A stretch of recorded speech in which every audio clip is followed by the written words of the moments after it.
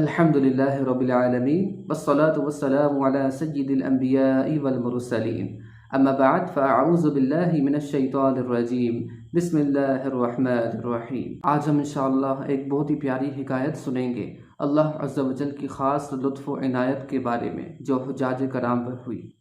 منقول ہے حضرت سیدنا علی بن موفق رحمۃ اللہ تعالی علیہ فرماتے ہیں، میں نے 50 سے زائد حج کیے سوائے ایک کے سب کا ثواب جناب رسالت مآب صلی اللہ تعالی علیہ وآلہ وسلم، خلفائے اربعہ یعنی 4 یار رضی اللہ تعالی عنہم اور اپنے والدین کو ایصال کیا۔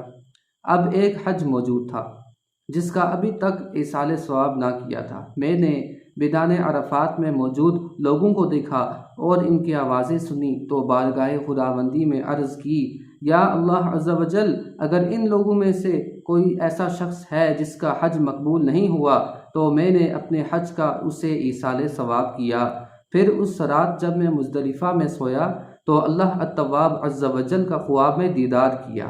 اللہ عز و جل نے مجھ سے ارشاد فرمایا، اے علی بن موفق، کیا تو مجھ پہ سخاوت کرتا ہے؟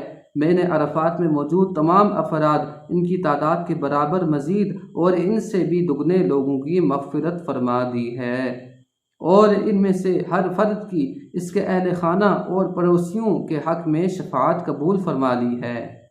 کوئی حج کا سبب اب بنا دے، مجھ کو کعبے کا جلوہ دکھا دے، دید عرفات و دید مینا کی میرے مولا تو خیرات دے دے۔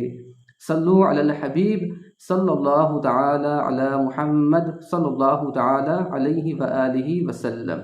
ایک اور بہت ہی پیاری روایت سنتے ہیں۔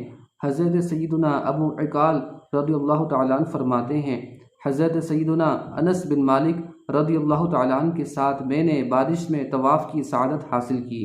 جب مقام ابراہیم پر ہم 2 رکعت ادا کر چکے تو حضرت سیدنا انس رضی اللہ تعالیٰ عنہ نے فرمایا، نئے سرے سے عمل کرو، بے شک تمہارے گناہ بخش دیے گئے ہیں۔